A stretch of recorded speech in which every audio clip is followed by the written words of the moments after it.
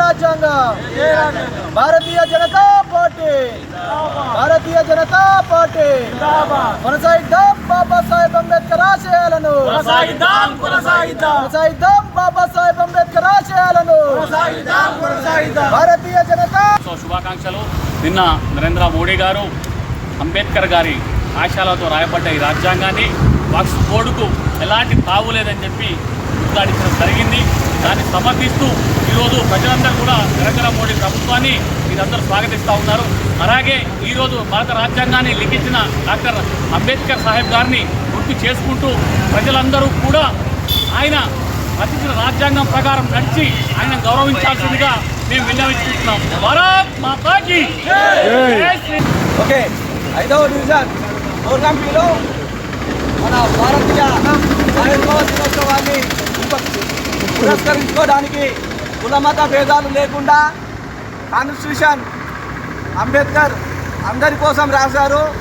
Only దళితులకు మాత్రమే కాదు, ఎలాంటి కులమత భేదాలు లేకుండా మన బీజేపీ కార్పొరేటర్ అయిన రాజశేఖర్ అన్న గారు, మాజీ కార్పొరేటర్, అలాగే నాయకులైన నరేష్ అన్న గారు, Bharatiya Janata party state committee member, అలాగే జాగృతి శ్రీకాంత్ అన్న గారు వచ్చి మన ఈ భారత సంవిధాన్ ప్రచారక ఆధ్వర్యంలో 5వ డివిజన్లో ఆవిర్భావ దినోత్సవాన్ని ఘనంగా జరుపుకోవడం జరిగింది. కావున బీజేపీ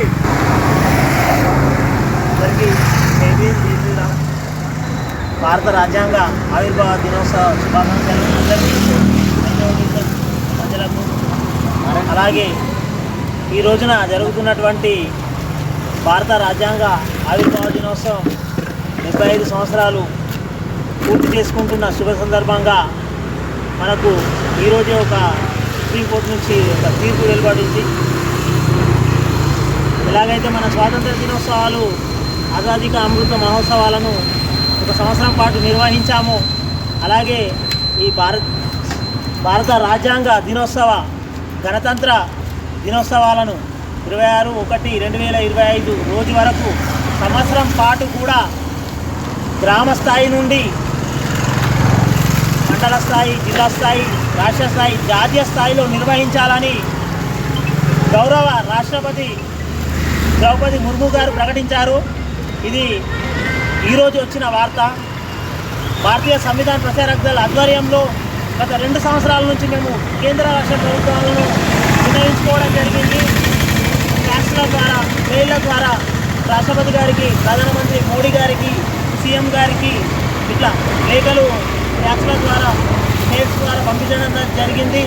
వీటిని దృష్టిలో పెట్టుకొని భారతీయ సంవిధాన ప్రచారక దళ ద్వారా కేంద్ర రాష్ట్ర ప్రభుత్వాలు గణతంత్ర దినోత్సవానికి కూడా 75 సంవత్సరాలు ఎట్లా ఆజాదీ కా అమృత మహోత్సవాలు జరిపారు, అలాగే ఈ ఉత్సవాలను కూడా ఒక సంవత్సరం పాటు జరపాలని మేము 2 సంవత్సరాల క్రితమే మేము ఈ దాన్ని ముందుకు తీసుకొచ్చాం అంశాన్ని. అలాగే దాన్ని పాటిస్తున్నటువంటి బీజేపీ అధిష్టానానికి నేను కృతజ్ఞతలు తెలుపుకుంటున్నాను. కాబట్టి ఈరోజు ప్రతి ఒక్క గ్రామాన ఇలాంటి వేడుకలు, రాజ్యాంగ ఆవిర్భావ దినోత్సవం వేడుకలు జరుగుతున్నాయంటే రాష్ట్రపతి, ప్రధానమంత్రి మోడీ గారి సహకారం వల్లనే జరుగుతున్నది. ప్రభుత్వం, సుప్రీంకోర్టు కూడా సంచలన తీర్పు ఇచ్చింది. ఈరోజు భారత రాజ్యాంగ